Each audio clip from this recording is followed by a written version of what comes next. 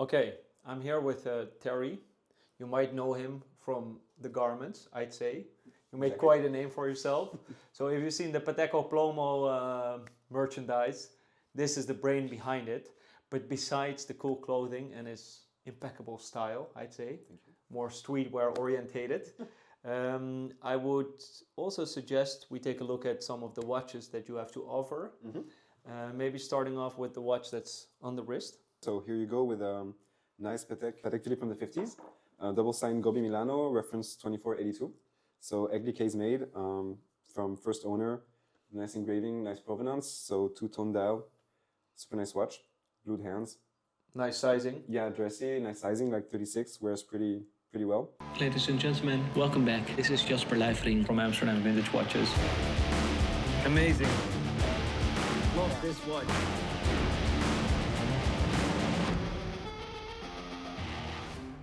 I feel like you've been pushing the Calatravas a little bit much. Yeah, I like it. Not in a bad sense, yeah, but exactly. I mean like it deserves a spot. Even the more, I wouldn't say common, but the less complicated or you know, no enamel dial, stuff like that, but the more plain ones. Yeah. But I feel like you're on the right path to creating appreciation for those. Yeah, I really try to, because like I think knowledge and also collecting, dealing is also like a circle. So you go through different stage, different types, different era, different styles. Yeah. And end of the day, if those watches are sought after for decades, there's maybe a reason. And it's simple, but every time you put one on the wrist, it feels so like good, feels so normal, so natural. And the dials like these I love. The only thing I have a problem with for now, as we discussed, I don't love the handset. Yeah, handset are... It's a bit quirky. Yeah. It's kind of strange on this reference. But a appreciated field of watches that we both share is the 1950s Dayjust. Exactly. And that's why we laid them out here. You brought like three or so, I think. Yeah, three, exactly. And I put mine together. So we have quite a bunch of, well, 50s Dayjust, divided into different references, mainly the 6305, which I did a video on my KOV channel, but that was focused around waffle dials, which we also have here. Exactly. If you take a look at this selection, why do you like the 50s Dayjust so much? I think it's an interesting decade because it's in between 30s, 40s, and further. So you're perfect in between, a good balance of sportiness and also dressiness. Also a lot of different variations, different details on the dials, on the case, on the bezels. So I think it's pretty collectible era, and also a good era for improvement for Rolex. Like a lot of patents, a lot of new features. 50s is arguably the most important decade in Rolex history. Exactly. Yeah. So I think it's, with all of these points put together, makes it very interesting to explore. What I like in the 50 Dayjust section is that, of course, it was launched in the 1940s, and when it was launched, it was really set to be the flagship model. It was all about the Dayjust. Then in the 50s, the Day-Date came, and it kind of took over the position of the Dayjust as being the highest in the rank. Yet, you can still see in the Dayjust that the quality and the terms of finishing and the creativity, it's also put into the Dayjust, even though now they're more accessible because they're made in steel. Exactly. Because when the Dayjust was launched, 4467 is the first reference, I believe. Correct. It was only produced in yellow gold, and the same goes to say for the 5030. Yep. And this is the first decade where they produced the steel watches, and a lot of them dating back to 1953, which was a very big year for Rolex, and mainly also due to the honeycomb dials that also I discussed earlier on. But we got quite a variety here, and I included one more honeycomb dial just to complete the picture, which is also dating to 1953. So this is really a period where they made this. This is the Explorer 6350. Yeah. Of course, the Dayjust is 6305. Yep. So you see some resemblance there. Also 36mm measuring case. We also have a honeycomb Thunderbird, dial. 6309. 6309 Thunderbird, which is dope too. We didn't include, so there's one more honeycomb reference, or there are multiple. The Stellina, the 6098, you also had like a honeycomb pattern, or at least decorated surface. But the turnograph is also an interesting one, and this is a 6609? 6309. 6309, okay, so the predecessor of this one. Because here's a 6609. Exactly. So OCC. OCC on the 6309, it says officially certified chronometer instead of superlative chronometer officially certified. And also these dials are not interchangeable because they have the dial feet at different points, right? Exactly. But Not this is exactly the quite- same movement even. But this one has a. Usually they're like gold and steel, right? 60. Normally they're golden steel. Yeah, this is the only one so far that I found with a white gold bezel. That's sick. So it's pretty cool with the concentric dial. So nice patina. Also the lume is super nice, super sharp. So it's nice. It's more, let's say, on the Beautiful. sportiness part of Yeah. Dayjust with the Thunderbird with this bezel. Exactly. Therefore, I love my favorite of this bunch has to be the 6609, not only because of its rarity, but because it's really like a transitional tool watch. Exactly. It falls in between the dressy Dayjust, as it was perceived in the 50s, With the gold ones. And with the gold ones and stuff, but makes a trip to the sporty side of Rolex with this bezel, exactly. and also because the quality of this waffle dial is just It's fucking insane. impeccable. It's insane. Like, Yeah, come on. it's perhaps the best preserved waffle dial I've seen in black. Yeah. But the one with the white gold bezel, that's very unusual. Very, very unusual. Plus this one dates from 54. So it's like really in the beginning. Which is funny, but this one doesn't have the waffle dial, but Nope. the concentric finishing on the Yeah. on the dial. Beautiful, man. Lovely. Lovely. And the other one that I've never seen before, it's extremely rare. I've never had it in my hand. I've seen it on the picture. Is this specimen? Can you tell me what's so rare about this one? So this one is super interesting, dating from 1953. I had the chance to acquire through a friend that was a bit not eager to sell it, but we managed to talk a bit. And so this one is a black waffle 6305 in perfect condition also, no lume, pretty interesting. And this very special feature is that the Dayjust is at 6 o'clock. Crazy. So it's like the very, very first early batches. If you check precisely on the dial, the Rolex Oyster Perpetual and Dayjust are stamped in yellowish color. Exactly. And the OCC, officially certified chronometer, is in white. Silver So silver white. So they were, I think, waiting the patents from the COSC. So that's why it's printed most likely afterwards. It's so strange to see Dayjust or any model name underneath the chronometer It's super specification. unusual, like for the eye. Yeah. So I think they were also testing for the eye how to display the things because there was different Sure. text that wanted to be featured. Also, there's no holes on the lugs, and the date disc is only red, so no Full roulette, red. full red. Yeah. What I also like about the 50s Dayjust is that they have the date aperture. It is framed. Yeah. You know, there you can really see they took the extra mile back Exactly. then.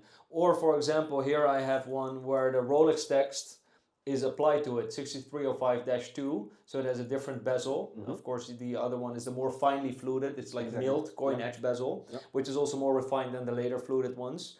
But the 6305-2 has like a racing kind of engine turn bezel. But this one has the Rolex text applied to it. Exactly. Again, emphasizing the craftsmanship they put into a pretty lower level watch in the catalog. But all those details also enhance all the global feeling of the watch. There you go, and therefore I love it. But these small details, also the Dayjust standing underneath the chronometer specification, is just very unusual. I also see you have a wide dialed version here with the red depth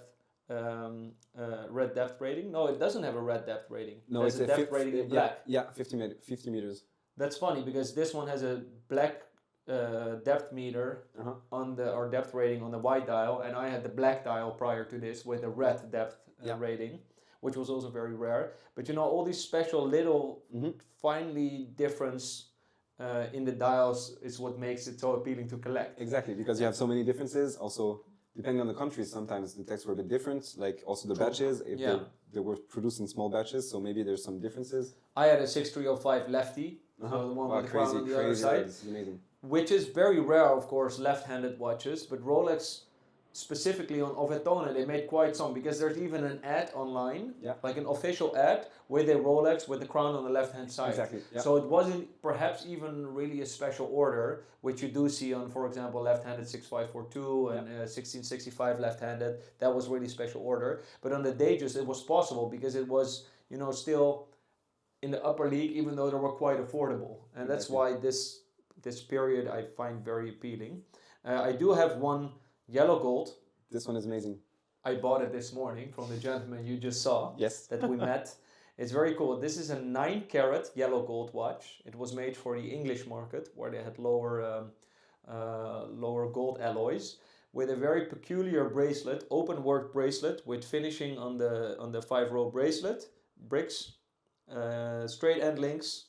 Very cool one, matching the case both in 9 carat, and I feel like it's probably sold as is, even though the bracelet wasn't stamped Rolex. Probably the retailer in the UK provided the bracelet. It's from the same period of time. It's a perfect summer watch. I think you bought it in the right timing. Exactly. It wears very lightly. It's very comfortable, and it's a cool piece to have in 9 carat. Most people think Rolex only made 18 carat, but as you and I know, of course, also 14. 9 and 14, which are more, they're rarer alloys, but they've made them. Yeah. And in this case, it's a very cool watch, also with a nice. I think the patina is also amazing. Like I love those indexes also. This is what is arrowhead. Yeah. Kind of dope, huh? It's super dope. Yeah. And coming back to these small features, date windows is dope because it also have either the roulette or the day disc, the roulette or the fully red ones. And on this one that I just mentioned, where it has the applied Rolex text, this watch, because it has such a, let's say, unique aging, I found it back after it was stolen from me in my home. Crazy. Back when I was a bit younger, I think I was like 19 or so, I was stupid enough to keep my watches at home. This one was taken away. Don't do this, kids. I learned from my mistakes. Yep. This one was taken away from me, and then it was found back because it has such a specific unique look. patina, yeah. Unique patina. So it's like somebody found it. It's a niche watch. How do you call it? Like Cambrulé or? Well, something like that, I would say. Which is funny because I was with Pucci Papeleo a couple of years ago, and he was wearing a watch that was so similar to mine, which was also 6305-2, but with almost the same patina, which was kind of cool. Cool. But we got some cool waffle dials. The waffle dials are divided into either white or black ones. We have a couple black waffle dials too. And they have different printings. If you want to know more in-depth knowledge about the waffle dial in specific, make sure to check out the video we did on the KOV channel that is really dedicated to the waffle dial 6305s. Yeah. And I feel like you can still find a really good Dayjust for what I feel like potentially a fraction of the price. True. Of a lot of other watches. And I think also market is not maybe mature enough on Dayjust. Like people focus a lot on day dates, and I think there's a lot to learn with the Dayjust and maybe elder references. But also for the day date, I feel like the 50s is the greatest period. Well, the day date is hard to say the 50s is the greatest because of course I love Stella dials, I love stone dials, and they came in the 70s and 80s. Yes. So yeah, and gem set stuff too. So with the data, it's more, let's say the it's range longer is, spread. Yeah, range is bigger. The range is bigger, exactly. But the nice 6611, like, come on, it's one of the best. Or so 6511 is my favorite. Like, even though they're quite shitty produced, it's just aesthetically. Also the font, the small font, stuff like that. It's one of my favorites. But for sure, make sure to check out some 1950s Dayjust if you're up for it.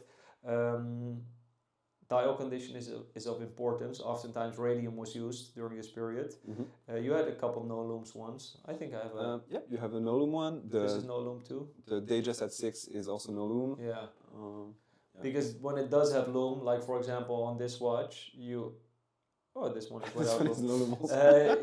You often see the aging a little bit more, it's a bit more...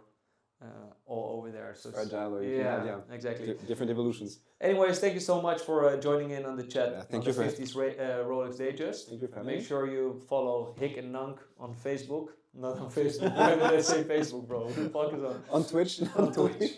on Instagram. Yeah. And of course, if you want, do you actually sell the garments still? Yeah, still. You still have some caps? Yeah, still some caps, and other projects are in the pipe coming. So and let's do something together. Maybe I think so. We're thinking collaboration. Let us know maybe in the comment if you know what we should make together for you guys to provide. What we do every year is we launch like one product. Last year we did the watch box with Alessandro. Yes. We did like the perfumes. We did the Rolex Inflay. Yeah, the Inflay. Yeah. The Inflay. We did the socks. The socks with Volca. I did some funny stuff, wines and shit. Yeah. We'll do something cool. We will do. Thank you for watching, guys. Thank you. Thank you, Thery. Thank you, It was a Mazo. pleasure. Yeah, thanks. pleasure too.